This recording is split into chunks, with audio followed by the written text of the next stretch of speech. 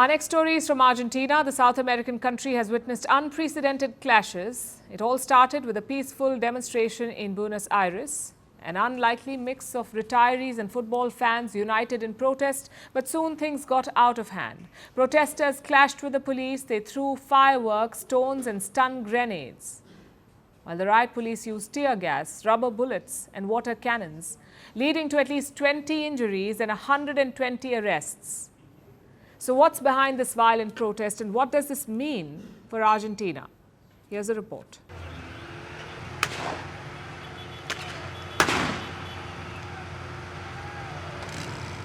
Buenos Aires has witnessed an unlikely sight. Hundreds of retirees, flanked by football fans, took to the streets yesterday and clashed with the police in a protest that has rocked Argentina.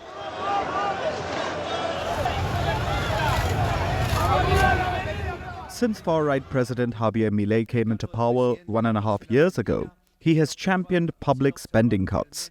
He has imposed austerity measures, and pensioners have felt the brunt of it.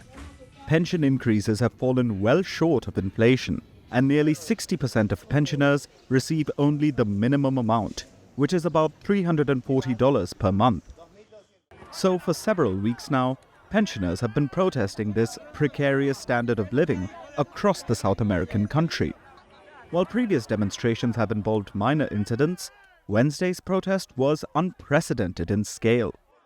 I think it is terrible the point we have come to in terms of violence, repression and cruelty, and I feel it is necessary to take to the streets and speak out to stop this madness. I don't like the way they are treating us. I am retired, I worked all my life, and I am here to defend all my fellow retirees.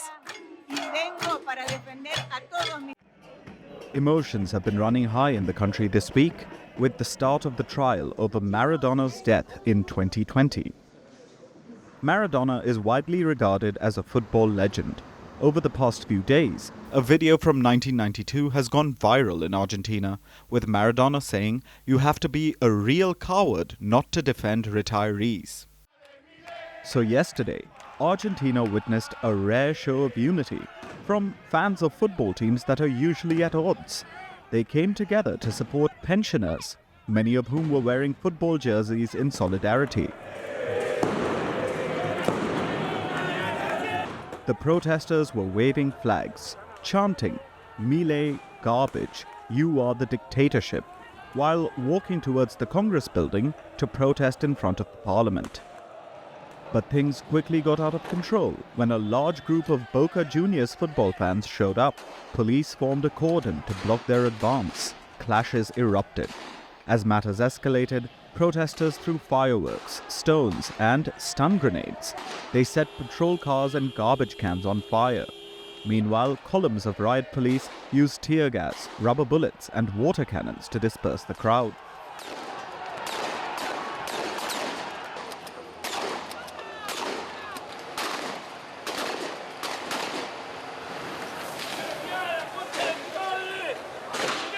Leading to arrests of more than 120 people and at least 20 injuries, including an elderly woman who was allegedly pushed and hit by a police officer and fell to the ground with her head bleeding. Today it was brutal. A photographer is in intensive care. I saw an elderly woman being beaten and falling to the ground. So, what do they want? That someone dies?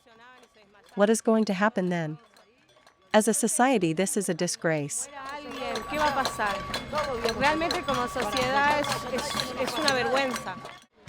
Since the clashes, several streets have been barricaded and violent crowds have been dispersed. But by the looks of it, this is hardly the end of the protest. Residents have continued to bang pots and pans in various parts of the city, blocking streets and singing protest songs. Because authorities may have been able to crush one of the most violent demonstrations yet against President Milei, but despite their water cannons, the anti-austerity flame is more alive than ever. Merci beaucoup. Hi.